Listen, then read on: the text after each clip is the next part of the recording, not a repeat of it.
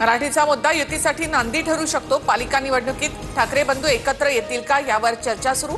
खासदार संजय राऊतांचं मोठं वक्तव्य।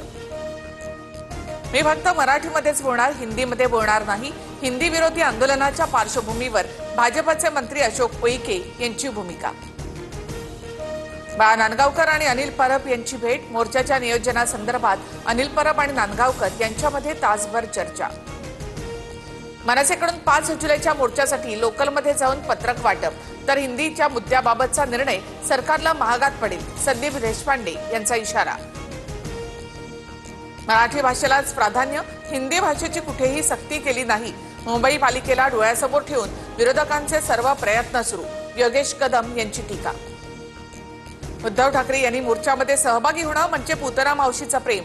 ठाकरेंनीच माशेलकर समिती नेमली। केशव उपाध्ये यांची टीका। उद्धव ठाकरे यांनी फक्त अहवाल स्वीकारला, पण GR फडणवीसांनी काढला।